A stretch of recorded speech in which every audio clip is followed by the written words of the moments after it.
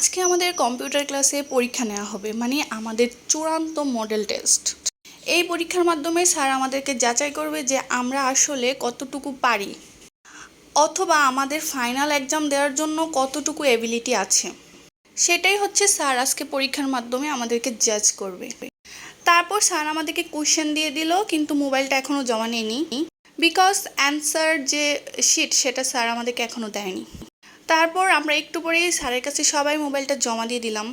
জমা দিয়ে এখন হচ্ছে আমরা সুন্দর করে পরীক্ষা দিয়ে দিলাম। তো গাইস, এটা হচ্ছে তানিম কম্পিউটার সেন্টার, সেটা হচ্ছে কুমিল্লা জেলার ব্রাহ্মণপাড়া থানার হাই স্কুল মাঠের কোনায়। আপনারা যারা খুব ভালোভাবে দক্ষতার সাথে কম্পিউটার শিখতে চান তারা হচ্ছে তানিম কম্পিউটার সেন্টারে আসতে পারেন। মানে ফ্রিতে স্যারকে প্রমোশন করে দিলাম। তো যাই হোক গাইস, আমরা পরীক্ষা দিয়ে চলে আসছি চাপ খেতে। আরে ভাই, মানে চিকেন চাপ, আপনারা আবার অন্য চাপ মনে করেন না। তো এখানকার চিকেন চাপটা অনেক বেশি মজা হয়। শুধু চিকেন চাপ না, ফুচকা চটপটিটা অনেক বেশি মজা হয়, কিন্তু একটা বিষয় হচ্ছে চটপটিতে অনেক বেশি টক দিয়ে ফেলে ওরা। আর আমি টক খাবার একদমই পছন্দ করি না, তাই যখনই আমি চটপটি অর্ডার করি তখনই আমি বলি আমার চটপটিতে টক দিবেন না। আচ্ছা, তারপর চলে আসলাম নিচে কেক নেওয়ার জন্য।